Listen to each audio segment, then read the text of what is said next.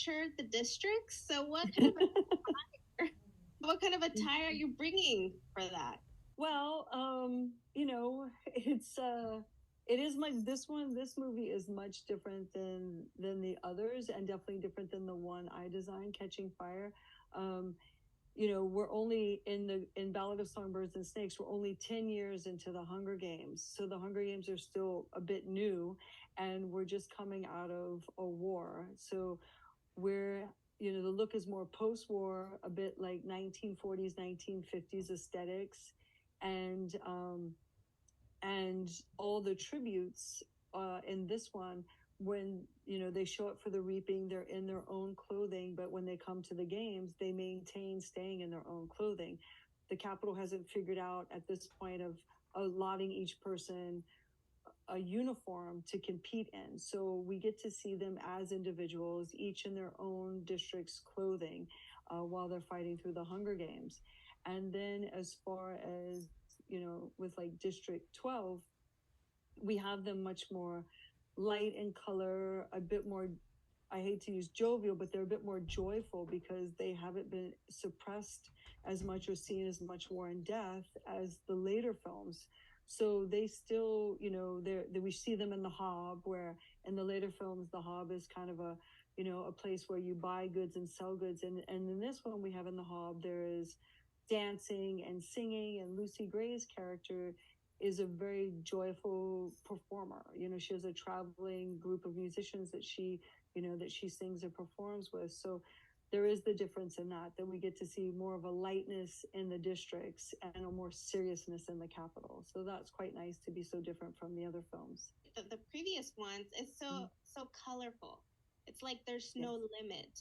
Yes. The colors and more is just more in the other ones. Yeah.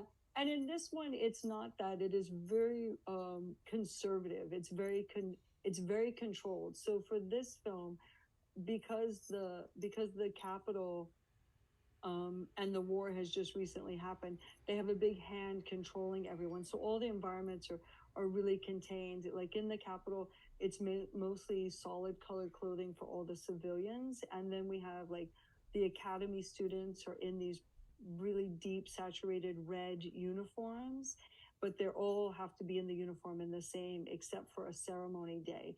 And then in the rest of the Capitol, everybody else is very conservatively dressed, except for like Tigress. And Tigress is our one character of the Capitol world outside of Gaul that is a bit more fashion forward. So she's my person that I kind of leaned into a little the Effie style to kind of show that this is the progression of where the films will go. And also because Tigress in the Mockingjay films owns a boutique. She has an atelier, and she's a designer and makes clothing.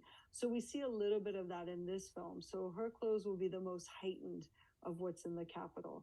And then Dr. Gall's costumes are also very heightened because she is much more forward thinking. So we have her in a lot of color, a lot of pattern, and a lot of texture compared to the rest of the Capitol.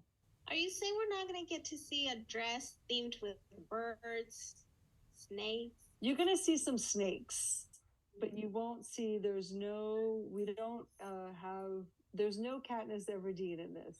This is pre-Katniss Everdeen. But the thing I did do to tie in is with Lucy Gray's rainbow dress, her corset that she wears has hand-painted snakes on it and hand-painted Katniss flowers and primrose flowers. So there is a little nod in that way to the later films with Katniss and Primrose. And Lucy Gray's, she's of her own kind of creative being. She definitely dresses as a performer, but it is much more of a District 12 earthly vibe, where she has a snake bracelet, she has snake belts. So there's always the tying of the snakes with Lucy's character, but we don't ever see her transform into anything like we did in the other Hunger Games. Now there's a whole completely new cast. So who are you excited to dress up? I loved everyone. I have to say, if we're talking costume wise and dressing, I mean the ones probably that speak the loudest of having costumes that are in the realm of like the Hunger Games would be Dr. Gull, who's Viola Davis. Then we have Tigress, who's Hunter Schafer. And then we have Lucky, who is Jason Schwartzman. So Lucky is the great-grandson of Caesar Flickerman. So he's where we start to see the progression of the host and the announcer and how he dresses. And so his character is really, really great and does give you a sense of where the Hunger Games is going to grow. Well, thank you so much for your time, Trish. Yeah, thank you. And I'm sure we'll get to see some expiration onto your line, right? Maybe based on this new film? Yeah, we have, which is exciting. So did you hear that, or am I sharing that with you? No, I just kind of assumed because the previous one was a hit.